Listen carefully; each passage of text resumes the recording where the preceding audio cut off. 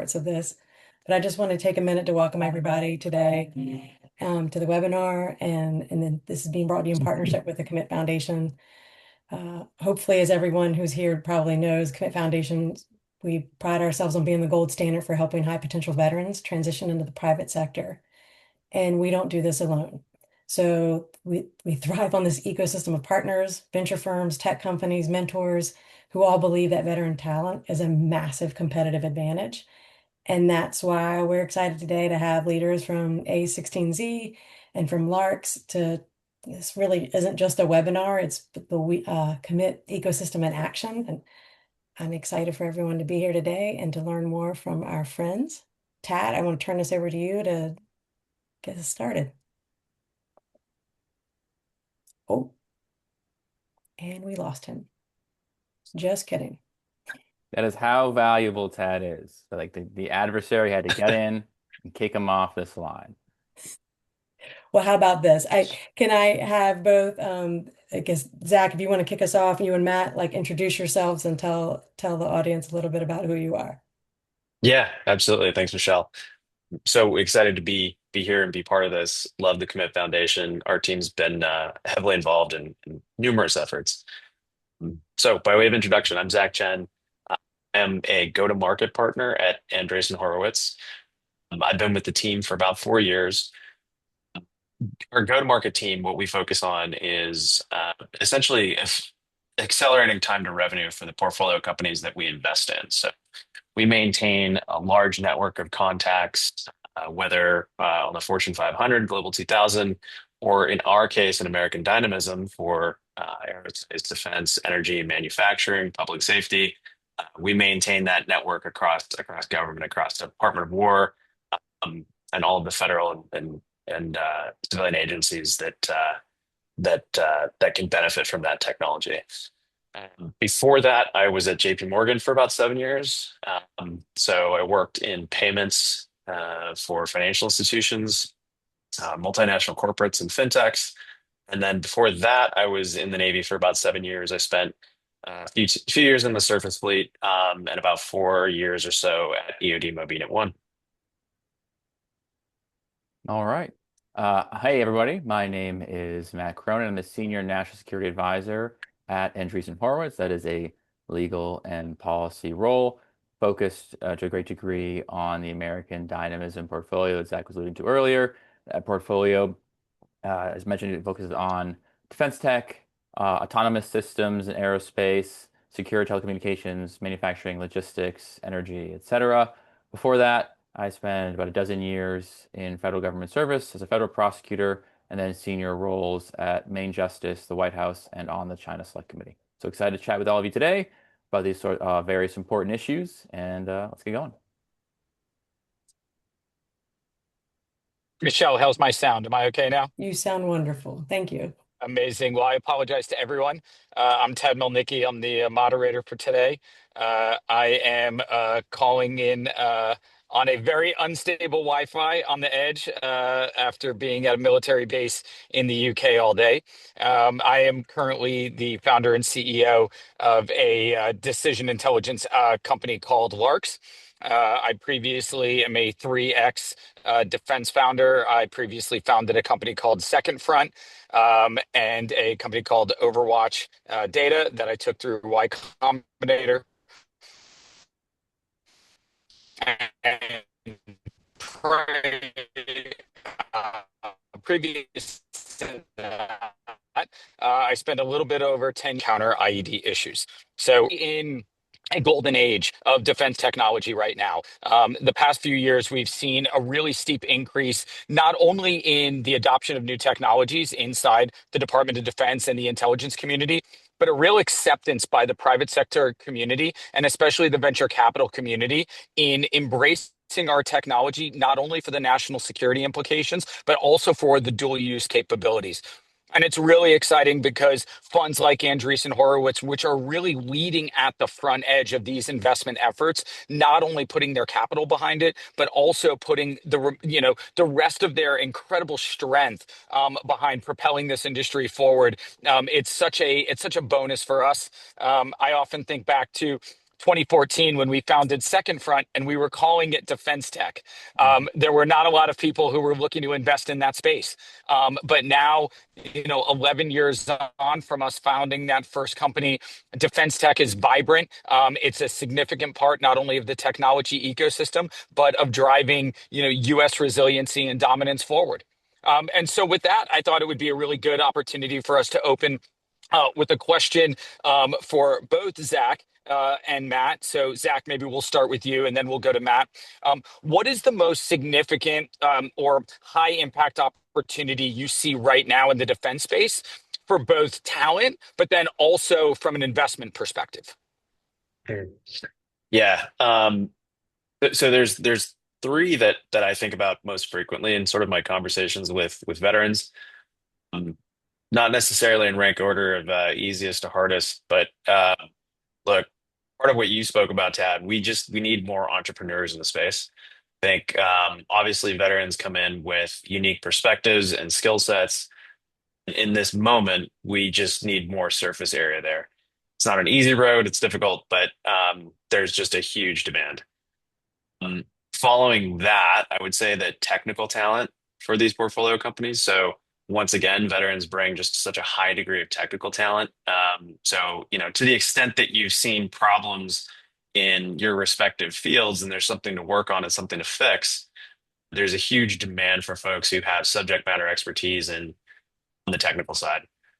And then after that, I do think that one of the more difficult things that founders and companies in general struggle with is kind of navigating the procurement landscape. And hopefully, Matt will probably talk about this a little bit later. Hopefully, that's changing. But translating sort of technology, deep tech into capabilities and navigating the procurement system is something that is an immediate and game-changing advantage for the companies that we work with. Right? The extent to which the companies we work with are successful is in many cases sort of function of how well they can navigate that system and how savvy they are. So those are kind of the threes. I don't want to say low-hanging fruit, but those are the ones that kind of come to mind. Yeah, that's Sure. awesome, Zach. Matt? Yeah, sure. So first I'll get into the veteran side, and I'll talk a little bit about some different tech areas. So, Zach's absolutely right. Um, Getting more veterans engaged in this area is particularly important. We have an opportunity to work with a lot of veterans in the American Dynamism Fund, with Andreessen Horowitz writ large. One of the things that most impresses me and others who encounter them is that, whether or not you're wearing a uniform, you're still on mission. And what's great is when you're working in the defense tech world, you are tackling hard problems. In some cases, hard problems that no one knows better than you because you've experienced and lived the lack of solutions in certain spaces and you've thought through how dangerous that could be if the average ever take advantage of it. And have those folks come in, work 80 hours a week, what Elon Musk calls chewing glass, but then start coming through on the other side of it, providing those necessary solutions is incredibly impressive. In terms oh, and then one, two, I'll note for anyone who's thinking about it, this is probably the best time in living memory for startup founders to get engaged in defense tech. No one can promise an outcome, right? If anyone's promising you success, they're certainly lying to you because nothing's certain in life. But you pay attention to the SecWars November 7th speech. There are profound transformations happening right now in defense procurement to align it much more with an agile, commercially driven, innovation-focused model. Same is happening in this year's NDAA going through Congress. So it's a lot of great developments that could allow meritorious companies to succeed where they otherwise, because of kind of the regulatory moat and the bureaucratic swamp, to fail. In terms of technologies, there's a lot. I mean, to put it bluntly, we have, me being America, we designed a system, a defense industrial base, solely around creating extraordinarily expensive, exquisite systems that takes years and years and years to reconstitute. And our adversaries, particularly China, have custom built their military to have profound asymmetrical advantages over that system. What that means is that there's a lot of areas where you need to have a small, nimble, commercially driven, innovative solution that can operate with initiative, can maneuver more quickly, can pivot more quickly, can get on the field more quickly. So almost any area you look, there's an opportunity if you're smart about it to achieve a great solution and find a home, as long as these reforms are in place in the Pentagon. One or two in particular. One of the areas that we like to look on, investment's not my focus, but I help out on that from time to time, is beyond just the general thing, like you've gone through the idea maze, we ask you a ton of questions, you understand the answer, great team, great product market fit, innovative, etc. What's useful is would be where you are first off you're applying an AI solution, but you're AI native. You're not an incumbent that's bolting on AI, which kind of maybe helps at a small X%, but not that much. You're profoundly transforming how that part of defense operations, logistics, etc., works. And then AI, I mean not only just digital AI, but also AI in the physical world, so autonomy. And then from there, you are applying it to an area which has not seen any real development or solutions in some cases for decades. So that can be both in defense space, where you're seeing autonomous solutions on the front lines, but also it can be in defense adjacent. So we have a company, Hadrian, where they are applying AI-based solutions, part of a larger algorithmic process to revolutionize manufacturing. So you have someone who 6 weeks prior was flipping burgers and is now, thanks to AI-enabled training and AI-enabled tools, can make custom parts that go into a spacecraft. Or you have Mariana Minerals, which is engaging in similar transformative steps using AI and software to completely change the nature of mining and refining operations. And so there's a lot of areas where there is a need for improvement. And if you apply yourself and apply technology appropriately, you could at least have opportunity to go far. Yeah, that's great, Matt. Something I'll pull a couple strings out of what Zach and Matt both said. I think from the talent side, Zach hit it right nail on the head. The government and the military spent a lot of time, and you spent a lot of time committing to going through training, to learning skills.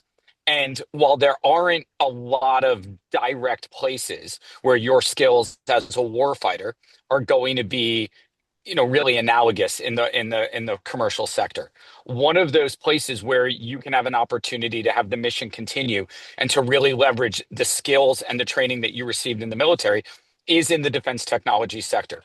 Not only is it a place where you can really one-to-one comport those skills and that training over, but also because it's a very rich operating environment right now, there is the money to pay. And that's what we're doing, right? As we're transitioning and we're going through Commit Foundation, we're spending our time as fellows. The goal is to get a job to transition to that next stage of life. And you want to move into industries where not only can you maximize the utilization of your skill set, and one thing that I'm just going to double said is the mission continues. One of the hardest things for me, and I know for some of my co-founders here at Larx, when we all got out of the Department of Defense and out of the military, it was that loss of mission focus in the commercial sector.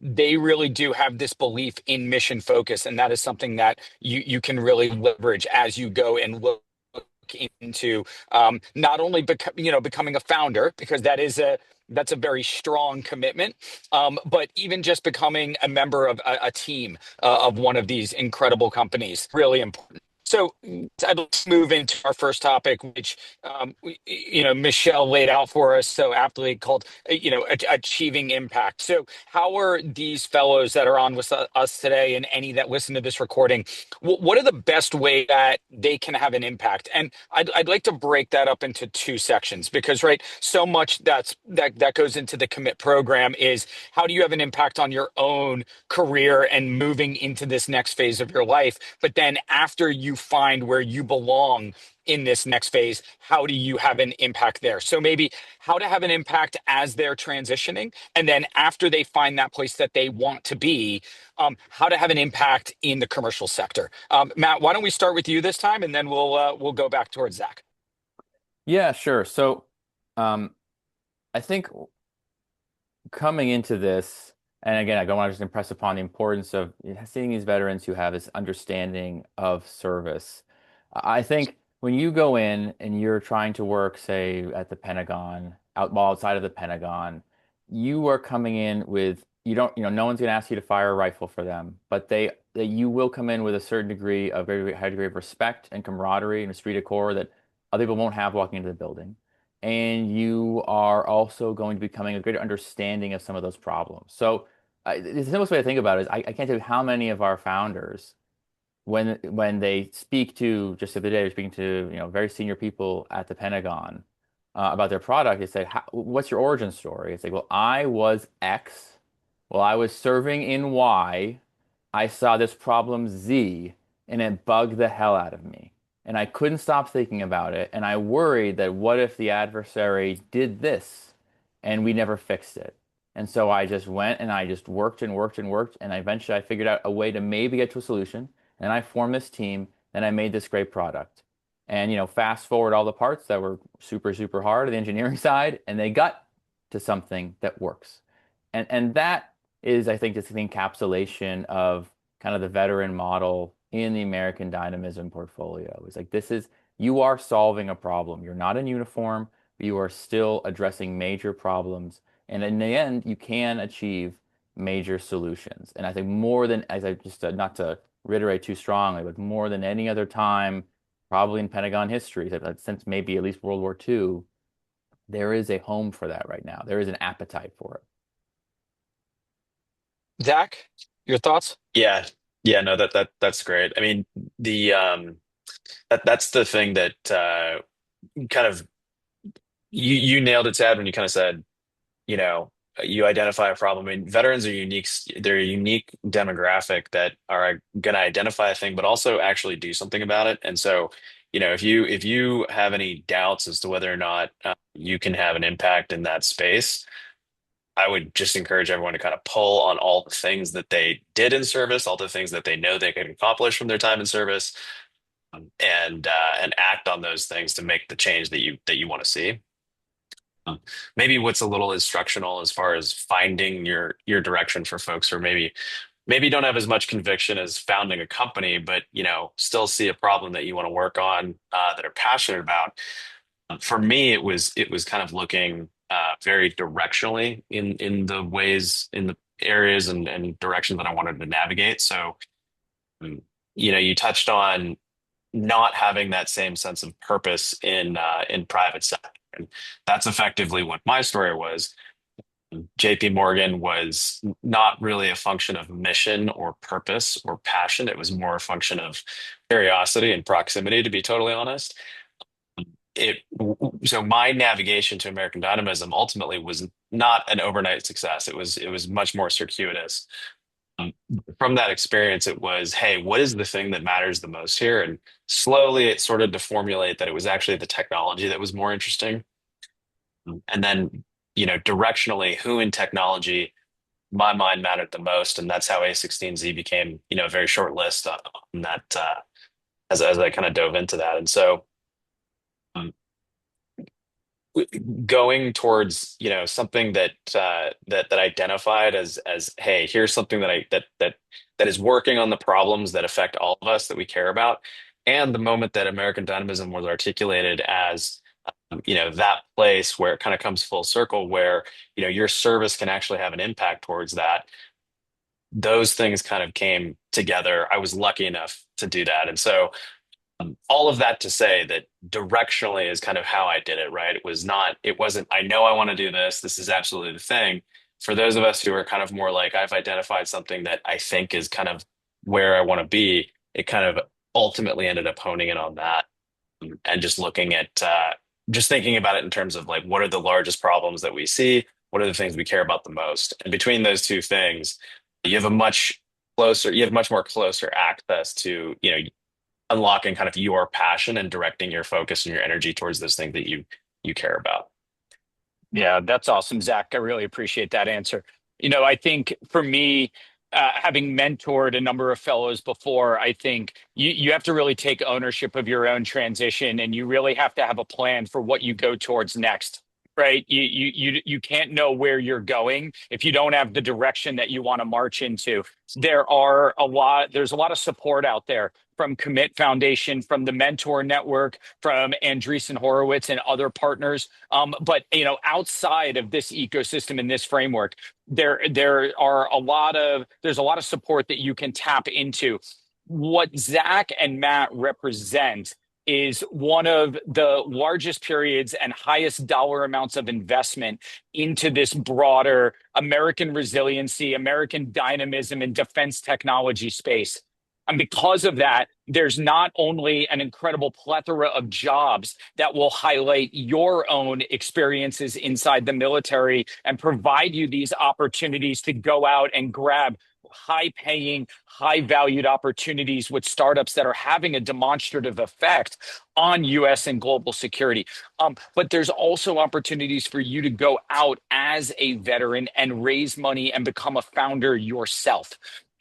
Nobody knows the problems that America is facing like the veterans who have been fighting our wars the past 20 years. And so you have many of the solutions, what needs to be solved, and how it needs to be solved. And the resources are there to not only teach you how to build a business, but to support you financially through venture capital and other means to go out and do that. And so you have to take responsibility for your own transition and really grab access to all of these different opportunities that are going to be afforded to you. And I think joining a webinar like today, which is voluntary, is a really great opportunity and is a really great example of you taking charge of your own transition. Moving on to our next topic, which is restructuring procurement. What is going on in the business of venture capital, the business of American dynamism, the business of defense technology in the United States today? So, gentlemen, what are your thoughts on restructuring defense procurement? There's a lot of discussion right now inside the Department of War of how we can bring about broad-based acquisition reform, where we can rely on commercial off-the-shelf technology, COTS, where we can look towards deployment windows within 90 days of being able to make a decision on a technology, not the sometimes 12 months it takes to get a piece of hardware, 36 months it can take to get new software. What are your thoughts on the status of where we are today, the plans that are being discussed, and what is the optimal state for tomorrow? Zach, let's start with you, and then I feel like Matt has a lot to say on this topic, so then we'll pivot over to Matt. Yeah, no, for sure. Matt is the resident subject matter expert at A16Z on this topic. But look, the encouraging one thing I will say is the encouraging thing is that for the most part, folks within the Department of War and certainly the warfighters themselves are this is not something that they're well familiar with the problems. And luckily, most of the folks that are on the sort of business end of it they're they're becoming of the opinion that they kind of need to forgiveness instead of permission, right? Like they're pushing in the direction where they know we need to move quickly. Um, They are willing to kind of not break rules, but kind of, get there quickly any way we need to do it because the need is urgent. And so what's I would say most encouraging is that separate from the policy side, the warfighting side, they realize that the days where we had to go through a prime to get whatever widget that is thousands of dollars overmarked just because of who's making it and the supply chain, things like that. That system's broken, right? And so the encouraging thing is that this is a unique moment in time where everybody is shouting loudly and proudly. And I think luckily with this administration, some of what's been happening over the last just year, we've seen just a crazy amount of momentum. At the very least, it's encouraging. Just the one note to say, on the front lines and working with our portfolio companies, we're now in a place where we're seeing, more unique sort of vehicles to get the funding in the hands of our companies, right? So CRADAs, CSOs, OTAs, like these things are being leveraged much more than they might have in the past, which is another encouraging sign. But I'll defer to Matt as far as we actually get there and get this done. Yeah, Sure, Matt, the spotlight's on you, buddy. All right, I'll take it. Yeah, so just like kind of a level set of where we're at. This is all public information. So we spend, close to $1 trillion, well over 800 billion a year right now on defense spending. And simultaneously, public knowledge, public information, we will run out of critical munitions in a conflict in a week. So that something is clearly profoundly wrong if we're spending record levels, not adjusted for inflation in particular, on defense, like more than anybody else in the world, at least, and yet we are clearly not getting what we need. And it's a question of like, well, what is happening here? Where's this money going? And it comes down to, as the Sec War stated, December 7th speech, it's really structural. We have all of the wrong incentives in place. The incentives right now, we have sole source contracts in many cases, or one or two potential primes who just pass, just take turns on which contract, I'll get this one, you get the next one. And then they write their own requirements because they have control of the bureaucracy. And then they come in and they get a non-commercial, which really means non-competitively priced and not competitively incentivized contract. It is a contract where everything that they can imagine is fully reimbursed, and then they get a certain percent or allotment on top, cost plus contract. So imagine if you were to paint your house and you were to go and the painter, they say, tell a painter, you will get fully reimbursed for any expenses, including doing research and development on the optimal paint for my house. I give you a deadline, but you're the only painter in town, so you can effectively take as long as you want and me spending this money for you. And then if the bigger the bill is, the more money you get. What will that painter do? It would take them 10 years to paint your house. It would be the most expensive set of paint and labor in human history. And at the end of the day, you would have either sold your house or the paint would have been, at that point, the time it's finished, you have to redo the coat of paint again.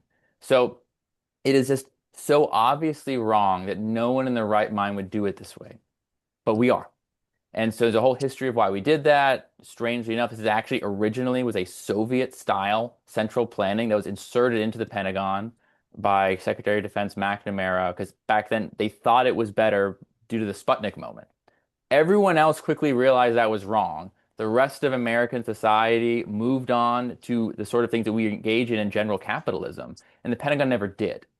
And so we are just now fixing this unbelievable historic blunder decades later that has cost the United States trillions of dollars and who knows untold amounts of lost technological advancements that could have come out of the Pentagon but have not. So the kind of reforms we're looking for this year, first to highlight on the Sec War speech, which is what's happening internally. So you don't need Congress necessarily to do a lot of this. It is really really following the law that was put out in the late 90s to make commercial first an actual preference. This is the law just basically not followed for decades within the Pentagon, despite it being in place. So you actually have to follow it now. And what that means is you have to find a commercial solution whenever possible, off the shelf, potentially with adjustments. So rather than making a bespoke custom drone that will take $150 million in 7 years, for a frontline platoon, you just get a drone off the shelf, you make some minor adjustments to it, and there you go. We're good to go. And another part of that is using commercial terms. That means ending the cost plus contract that I was describing earlier, going to contracts that provide the right incentives. So it's firm, fixed price contracts that oftentimes will have milestones on them. So instead of it saying, hey, like I'm only going to ask one painter and they can take 10 years in my house, you do what everyone else in America and most of the world, any rational being would do, which is you go out and say, hey, everybody, anyone who's qualified, you can paint my house. I'm going to ask around and get the best bids possible. You're going to be competing against each other to see who can do the best. Price matters, but also speed and efficacy, like the quality of your work matters too. And then what's nice for the Pentagon, because they are the only customer in town for these sorts of goods in some cases, at least in the United States, is you have bake-offs. So even better, you just say, listen, you're going to compete against each other. You're going to show me what you can do. And if you do well, you go to the next stage. And if you don't, hey, sorry, you're good, better luck next time. And then you kind of work your way down, you winnow down to the best one or two suppliers. So that's one for commercial first. The next is making a portfolio acquisition executive rather than a program manager. What that essentially means is is a larger group that has much more discretion for funding, that's looking to solve solutions rather than buy a specific product. When it's a specific product, what is your incentive? Do you want to say your program's a failure and then it's not doing a good job and it's a waste of money? No, because then you clearly did a bad job and then you're not going to potentially have a job. You won't be in charge of a program anymore if they nix it. But the incentives are all wrong. So here instead, the job is, did you solve the problem? And if they did, great. If not, okay, moving on. You're out, go to the next one. So it's an actual outcome that matters. And then it's, okay, when you were trying to solve this problem, just choose within an extraordinarily wide range of solutions that you can figure out works best. Be creative, go for it. That's the second one. The third is workforce, which again, just aligning incentives to the outcomes we want. We right now are rewarding the procurement workforce for compliance to process, not for outcomes. As the Sec War said extensively, with very colorful language in some cases, like that absolutely has to change. That is not acceptable. And you will be removed if you continue to engage in that practice. You'll be rewarded if you focus on outcomes going forward. And that is extremely important. Just as a quick aside, we have a company right now where, I go into too much detail, this is a company that provides an incredibly important high-tech defense-oriented solution that its only customer is the Pentagon. So they clearly want to do money with the Pentagon, do business with the Pentagon. And we have folks in the Pentagon, including generals, who say, I desperately want to buy your product. I need this product to make sure we can deter World War III. Sounds great, right? So then they say, hey, procurement workforce, I really need to buy that product. Can you set up a contract? They say, you got it, boss. And then it comes out and they say, okay, so this is a cost plus contract with insane amounts of compliance burdens. And so let's do it.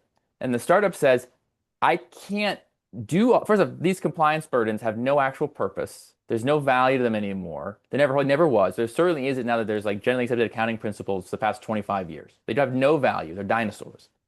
It's like if I were to accept all these requirements of like finding out what every part I ever had costs from a subcontractor and like what I paid the janitor 4.5 years ago, I'll go out of business. It costs 20% plus of an operating budget or even just a total budget for some of the primes. It's incredibly expensive.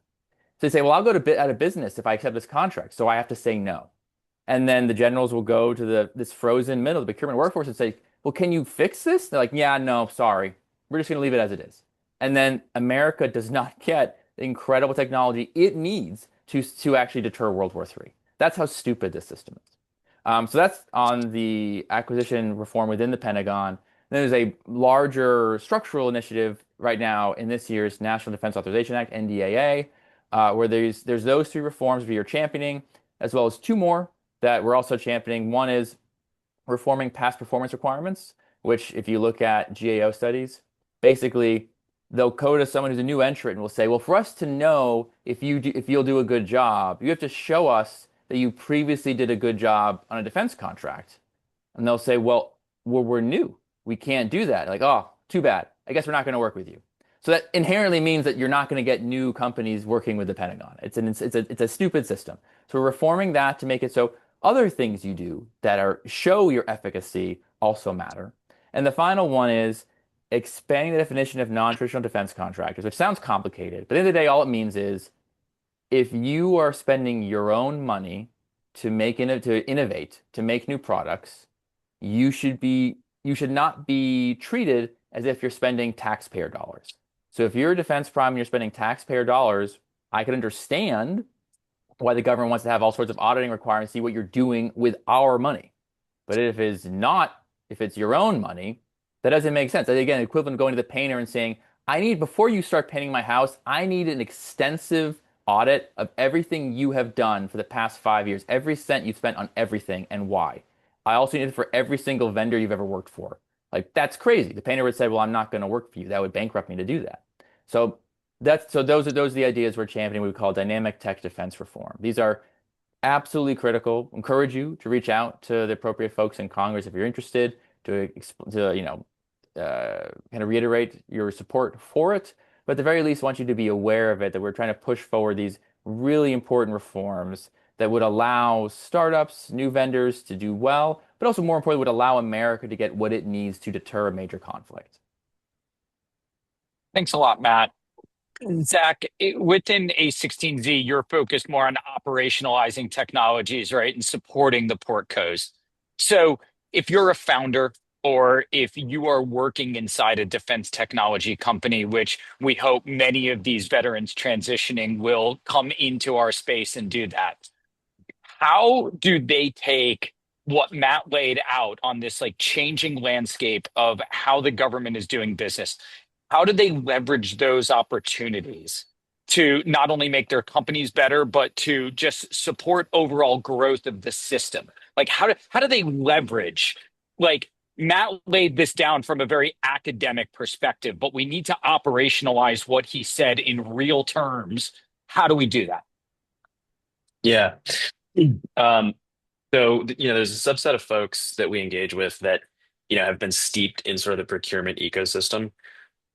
So, those folks, I suppose, have it easy in that they are familiar with all of the legacy issues that we have, and they can kind of see not only where we've been, but kind of where we should go, everything that Matt laid out. We just brought on a partner of mine, Alex Oliver, who kind of fits this mold, who, he knows where everything lives. He knows where everything should go. He knows how to translate the capabilities that our companies are working on into the existing system and hopefully the system that we end up having.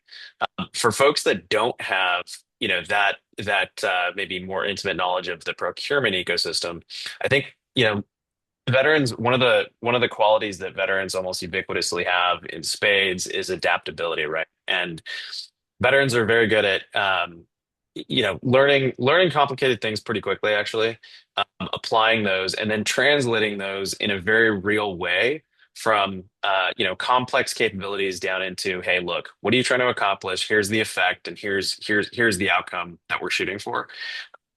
The ability to rapidly adapt, rapidly move those conversations into like real tangible outcomes is something that I think veterans are kind of expert at leveraging and doing.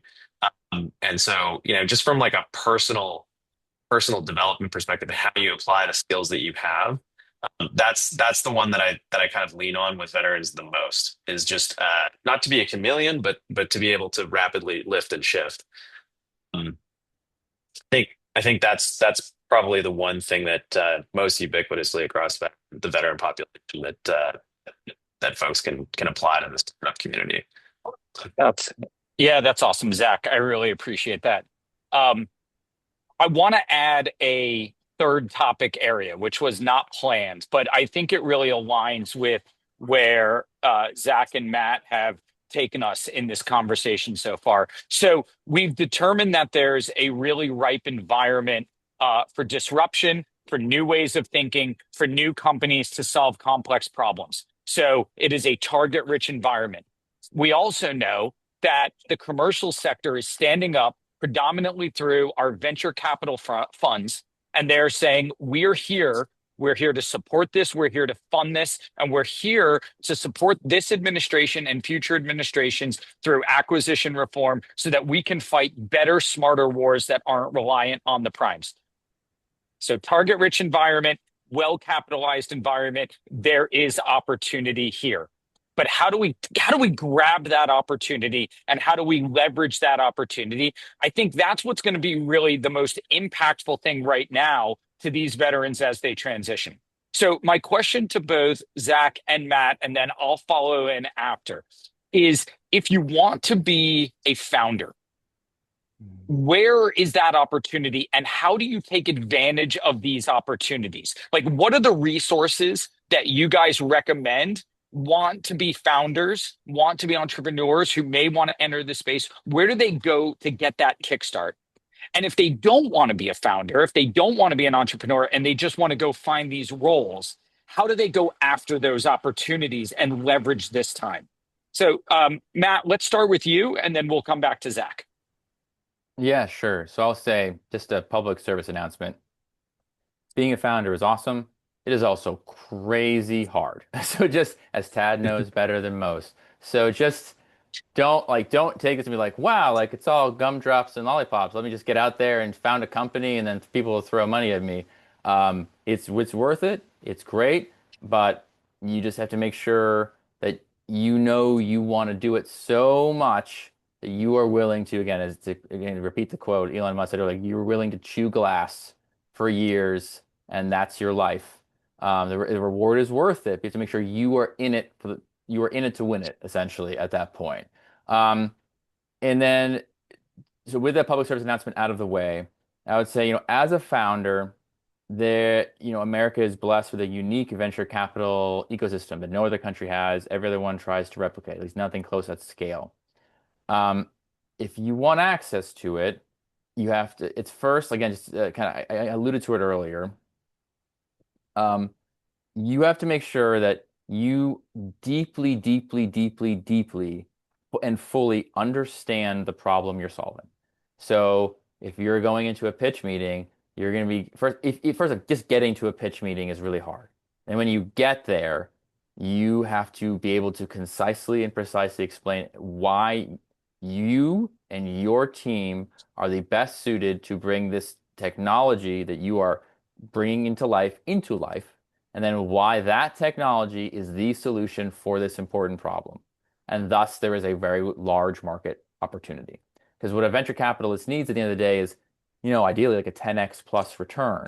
So not every company will do that. Some fail, but enough are not only 10x, but 100x, 500x that it makes it a worthwhile series of investments. If not, then there's no capitalist incentive for venture capitalists to put the money out there. So you have to really just you have to know the problem so well, know the solution so well, have the best team possible to do it. That's much easier said than done, but you want to have that first. And then from there are really many paths, and I wouldn't claim to be an expert on many of them, to kind of connecting in with the startup culture. I mean, maybe Zach can talk a bit more on the veteran side. There's paths there. I know we do some work in that space as well. And then there's many different funding streams. There are conventions and activities you can go to just talk about your company. You want to getting buzz online itself can be helpful. And then just getting to a point where you're ready, you start talking to these different VC funds, whether it's pre-seed, and that's and that, or even pre-seed. And as you work your way up, there's more and more VC firms available who engage in later series funding. Thanks so much, Matt. Zach, you Yeah. transitioned from you transitioned from the Navy as well. So I think that applies into this as well. How you did it, and then also how do you leverage those resources to do it? Yeah, definitely. So everything Matt said, absolutely, particularly on the starting a new company side.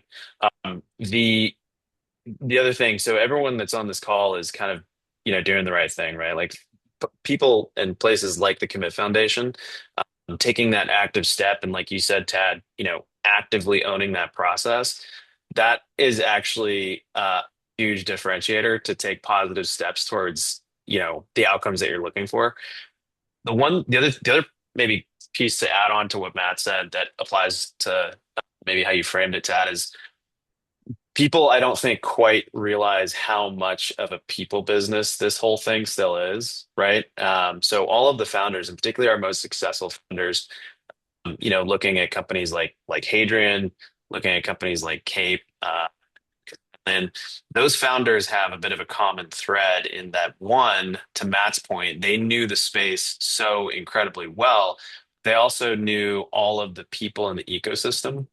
And so to carry on what Matt said is actually putting yourself in just in all the places where all these conversations are happening is actually a huge step. So whether that's online or whether that's physically present in networking, you want to be kind of at the epicenter of where all of these conversations are happening, and that applies for our founders, that applies for our investors, right? Like there's a number of people who are deal partners at A16Z who were kind of just like too good to ignore in their spaces because they were just sort of loud in energy, in munitions and all these different places. They were involved in those ecosystems.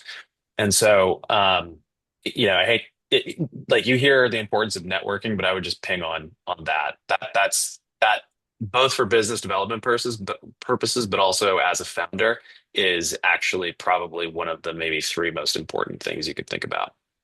That's awesome, Zach. I really appreciate that. I'm gonna jump on Zach, excuse me, not Matt, but I am going to ping on something that Matt said.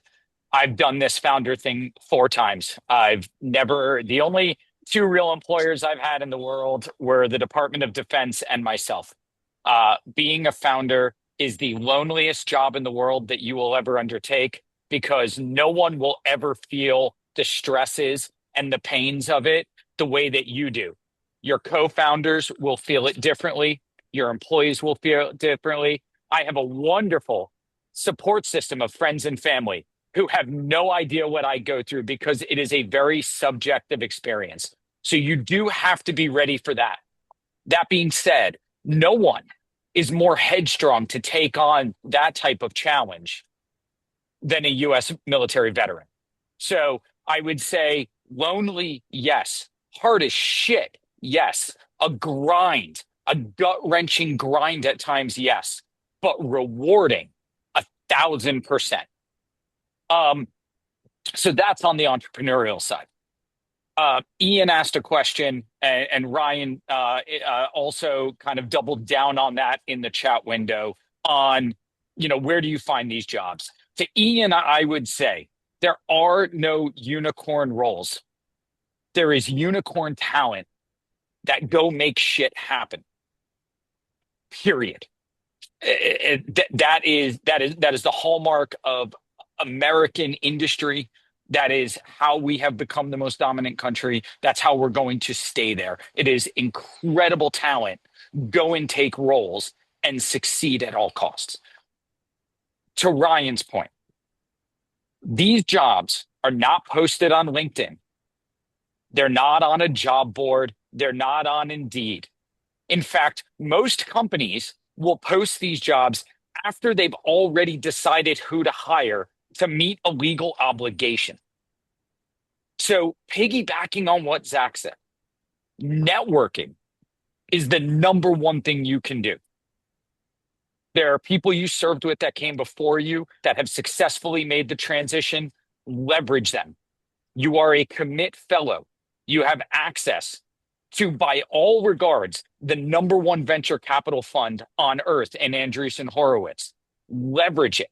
You have access to mentors like myself and so many others around the country. Even if we didn't specifically mentor your fellowship class, you have access to us. You reach out to Michelle, you call JC, you call everyone, and you say, this is what I want to do. This is where I want to go. Can you help me? That's going to be the first way you find those jobs. Number two, you have to have a plan. You have to act as if on purpose. These jobs aren't just going to make themselves available to you. You have to do the work. You have to do the research. Go and find the companies that you are most intrigued by.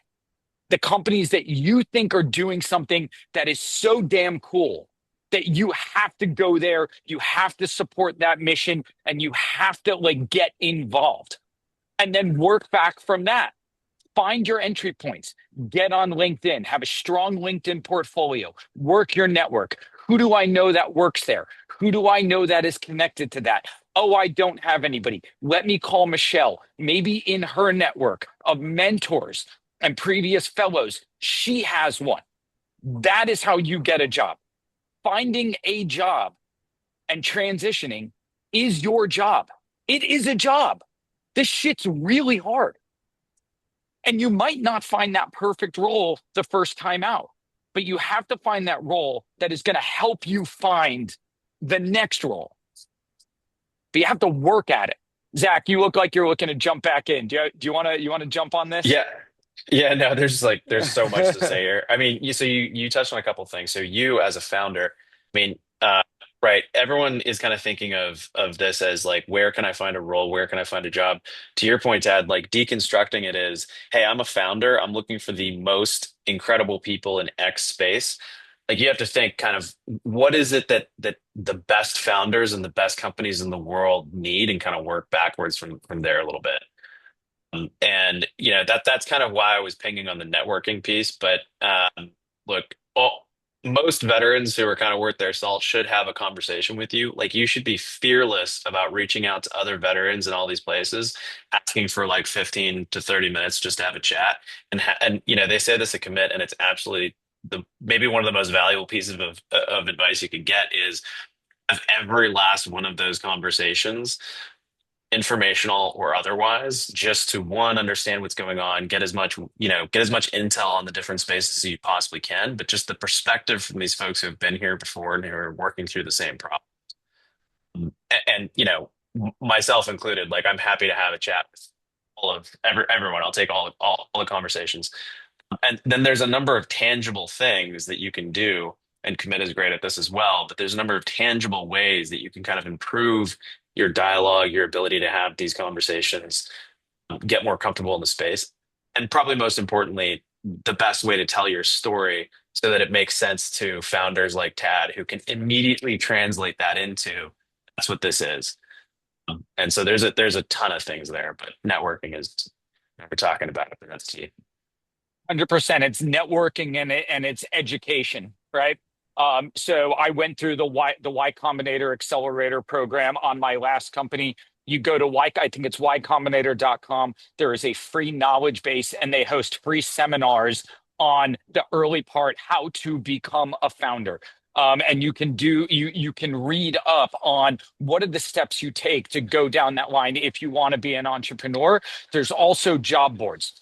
Leverage the Andreessen Horowitz website, the American Dynamism team, and the broader Andreessen Horowitz community, along with a lot of the other tier one venture funds. They post a lot of incredible content about what they're seeing, what they're doing, where the opportunity exists, what they're looking to fund. They are being very opaque about who they want to give money to. So go and align to those opportunities that they are making available to you. Number three, that if you want to go into the technology startup space, whether you want to be a founder or you just want to operate into it, and I swear it's not because this is where Zach and Matt work, but the two of the most important books you can read is one is by someone who I've been fortunate enough to get to know over the years, Ben Horowitz, and it is his book, The Hard Thing About Hard Things. It is probably one of the most demonstrative books you can read about understanding about what you are going to go into if you want to go work at an early stage technology company. The second is by another venture capitalist and one of the founders of Palantir, Peter Thiel, and it's called Zero to One. I would read those books 100 times over. I still go back and reread those books from time to time because they are just incredibly impactful in driving you to understand the philosophy you have to go into this space. And so with that, Matt, anything to add? I know I dominated the past couple minutes, so is Zach. Just want No, to circle back? No, we're good. it's great. Awesome. It's perfect. Any questions? No, I want to say, I just want to comment from the lens of sitting where I am on the alumni seat with the Commit Foundation. We're constantly telling people about networking and trying to help people find ways to, for it not to feel sleazy, for it to feel authentic and to approach like reaching out to people and get past some of that awkwardness. So I love that you guys are really doubling down on all of that and reinforcing that it is in fact okay to do this, from the outside seats. Like I know a lot of our veteran alumni are just excited. Like they want people to reach out to them. They want to feel like accomplished enough that you want to hear what I have to say. So thank you for really for pounding that drum. I appreciate it.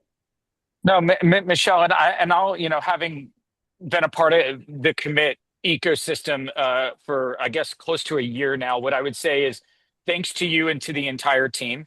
I think one thing that the fellows need to be reminded of is that their time with Commit Foundation doesn't end when their time as a Commit fellow ends. It continues and the resources continue to be there. And you have no excuse to not leverage the resources that are being afforded to you.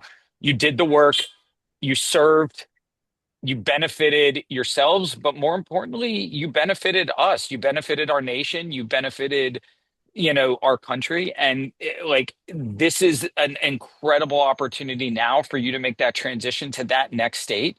You might as well use all of the resources that are being afforded to you. Awesome. Thank- Well, thanks, Michelle. I think that's it. That's wonderful. Thank you, all three of you. I can't tell you enough how much I appreciate it. I'm very grateful. Um, and for everyone else who is like on, if there's no last minute questions, we'll go ahead and wrap this up here. And there'll be a recording available if you'd like. Thank you. Thanks so much. Thanks, guys.